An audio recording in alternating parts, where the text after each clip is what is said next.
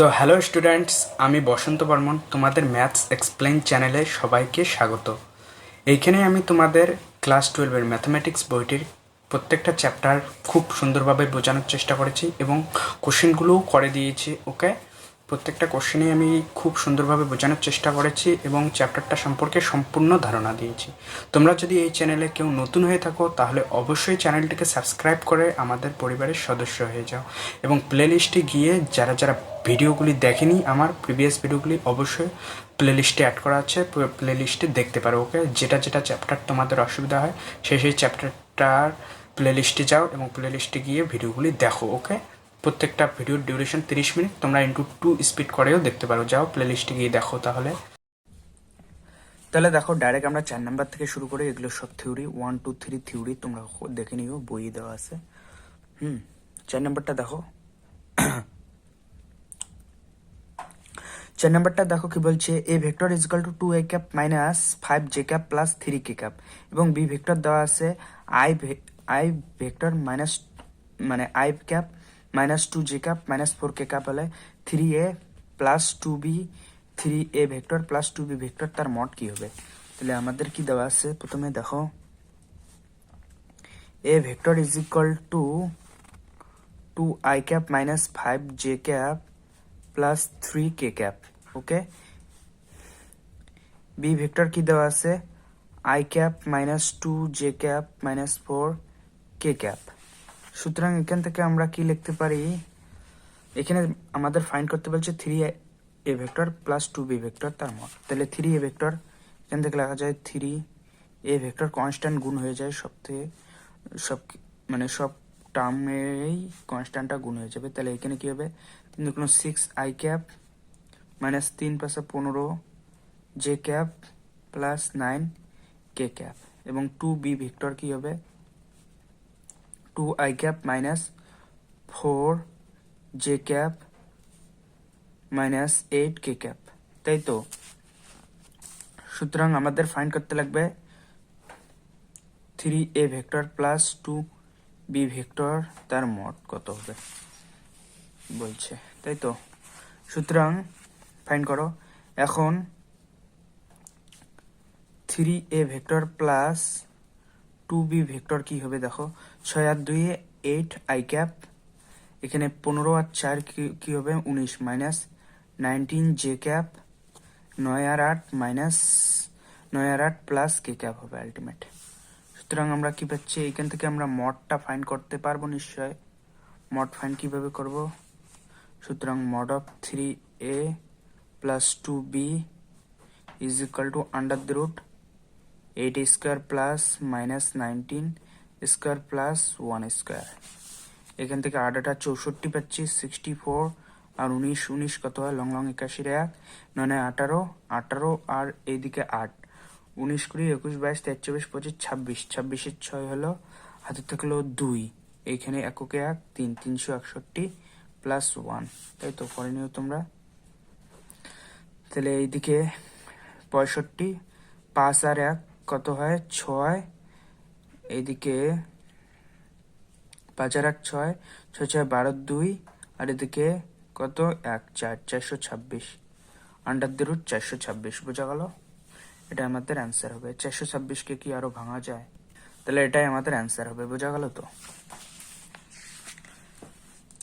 তাহলে 2 নম্বরটা এখন দেখো, 5 নম্বরটা দেখো কি বলছে। 5 নম্বরটা দেখো, তাহলে 5 নম্বরটা দেখো কি বলছে।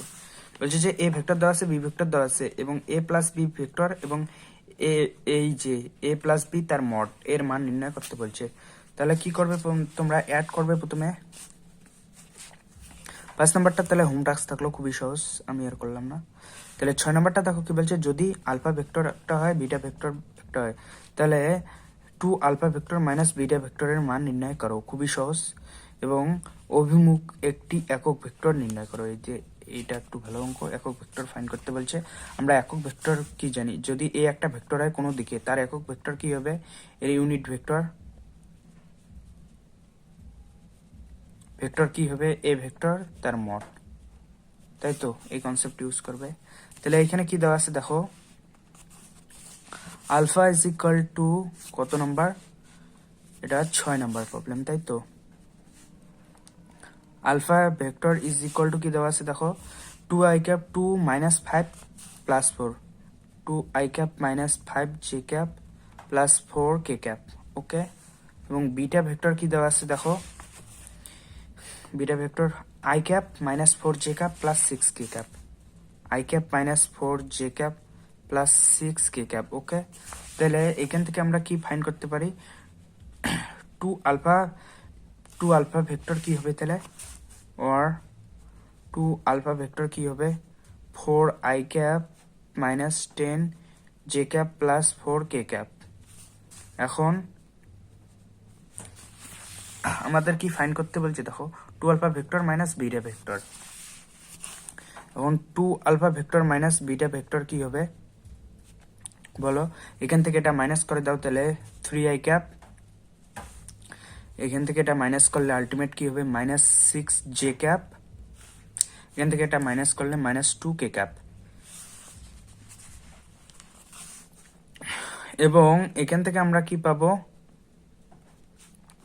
Mod of 2 alpha vector minus beta vector is equal to কি হবে, under the root 3 square plus minus 6 তার স্কোয়ার প্লাস মাইনাস 2 তার স্কোয়ার, তাই তো। তাহলে ভ্যালুটা কি হবে, 6 4 36, 3 3 9, এদিকে 4, তাহলে কি হবে ভ্যালুটা দেখো, 36, এই যে 3 3 9, এই 2 2 4, 12 13, 13 6 3 9, আর এদিকে 4 49, কি হলো 7। ওকে, তাহলে ইউনিট ভেক্টর কি হবে, সুতরাং এইখানে কোশ্চেন অনুযায়ী কি বলবো, 2 আলফা মাইনাস বিটা ভেক্টর অভিমুখে একটি একক ভেক্টর হবে, সুতরাং 2 alpha vector minus beta vector এর অভিমুখে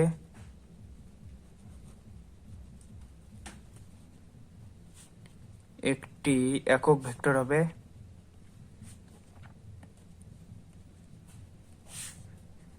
ভেক্টর হবে কি 2 alpha vector minus beta vector upon mod of 2 alpha vector minus beta vector.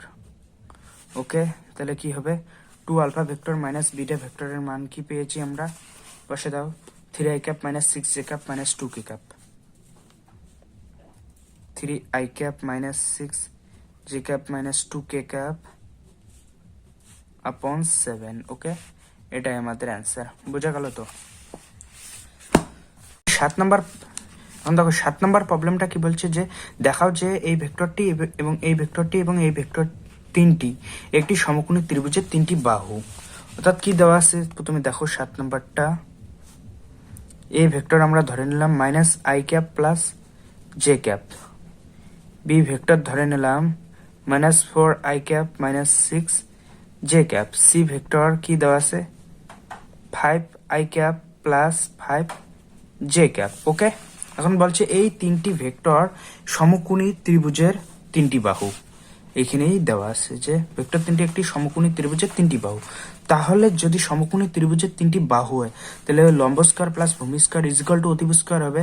তার জন্য আমাদের এই মটের ভ্যালুটা ফাইন্ড করতে লাগবে আগে। সুতরাং মড এ আমরা কি পাবো, mod A is equal to under the root -1 তার স্কয়ার প্লাস 1 স্কয়ার, যাকে আমরা কি লিখতে পারি আন্ডার দ্য রুট 2, এবং মড বি কি হবে, mod B is equal to -4 তার স্কয়ার প্লাস -6 তার স্কয়ার ইজ ইকুয়াল টু কি হবে 4 4 16 6 4 36, 16 আর 36 কত হয় বলো, 6 4 12 2, এইদিকে 5 52 52, এবং और সি ভেক্টর কি হবে, C vector is equal to 5 square plus 5 square মানে কি 50। সুতরাং এখন আমরা করব, এখন আবার মড অফ এ তার square plus mod of C তার স্কয়ার আমরা কি পাইছি দেখো, mod of A mod of C square আমরা কি পাবো, মড অফ এ আমরা কি পেয়েছি √2 তার স্কোয়ার মড অফ বি কি পেয়েছি, সরি মড অফ সি কি পেয়েছি, √50 তার square is equal two 50 plus 2 কি হয় 52, 52, যাকে আমরা কি দ্বারা ডিনোট করেছি already, under mod of c vector. Okay, সুতরাং দেখা যাচ্ছে